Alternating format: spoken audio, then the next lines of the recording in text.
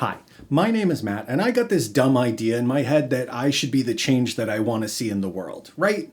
So I'm attempting to run as an independent to represent the 2nd District of Massachusetts in Congress. In order to introduce myself, I'd like to read my key voting principles. These are guidelines for votes that I will cast or legislation I would introduce on behalf of my constituents. This isn't an exhaustive list of my personal beliefs, it's a promise of stands I will take if you allow me to be your representative. Break the two-party duopoly. America is supposed to be the marketplace of ideas. I know it doesn't feel like a high priority right now, but the stranglehold Democrats and Republicans maintain on American politics is what keeps many issues important to you from gaining traction. Even the good politicians are beholden to parties that prioritize corporate interests and don't question our current systems. Retire Reaganomics and the debt ceiling. We must correct the K-shaped economy. The government should no longer be allowed to take on debt so that they can give breaks to tech oligarchs and Wall Street execs who are racing to replace us with AI. We can no longer support career politicians using the debt ceiling as a gambit while real-life workers suffer the consequences. The US dollar is the backbone of the global economy. It is time to be fiscally responsible so it doesn't sit atop a house of cards. Actually end foreign wars. Part 1. Rein in the executive branch. No president should have the power to offensively bomb Greenland or any other nation for 60 days without congressional approval. Part 2. Reduce our global military footprint. We already spend more on the military than the next 6 countries combined, and the Trump administration wants to add 44% more to the newly dubbed Department of War. It was in the name the whole time. Support local and regional businesses. Put Main Street before Wall Street. Not to get too back in my day, but I did grow up in a time before big box ubiquity. Our local stores are unique pieces of our cultural identity, and too many have been lost to mergers and acquisitions, Wall Street's version of the marketplace of ideas, LLC, registered trademark.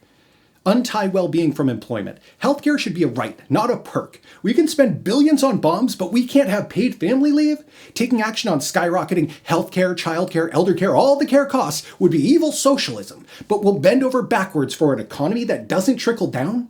Increase consumer protections. Today's world is built to siphon your money. The protections we need are vast. Some are simple, like services one signs up for online should be able to be canceled online. On the other end is hard to detect price fixing hidden behind monopolized services and algorithmic dynamic or surveillance pricing. Regulate and properly tax AI companies. Venture capitalists are modern-day robber barons. The development of AI is a race to initial public offerings and minting trillionaires. The benefits are to their pocketbooks, not society. In fact, many states are suing companies like OpenAI because their products have been proven to be harmful. Defend marginalized groups. Hucksters are stoking hate for power. 1% of the US population identifies as trans. Haitian immigrants, the ones Vice President Vance spread lies of stealing and eating pets, are 0.3% of the US population. They pick these groups as easy others to use as scapegoats. Improve social media protections. Anonymity does not equal privacy. Users deserve rights. Stop listening to milquetoast libertarians who suffer from internet brain rot. Not only should everyday users have some sort of municipal verification system, internet driver's license if you will, they should have the option to only post to other users who stand behind their name. Demilitarize the police. Our neighbors are not the enemy. So why are we operating like a paranoid police state? Some problems are better solved by social workers than guns. Signatures needed. If this piece of paper has been of interest to you, it would be great if you could help get my name on the ballot. I need at least 2,000 verified signatures by July 28th, 2026, about a month away. Signing is a great help. Collecting signatures is an even greater help. If interested, please reach out to info@mattk4congress.com, though I'll be honest, I'm kind of bumbling through this. If you've watched this far, I can imagine you have questions on a few of these topics. I'll be continuing to release videos expanding on these ideas, but please understand that I'm a one-person campaign with a day job, and I would rather take time to choose my words instead of racing to rush out content. Also, thanks for giving me your time.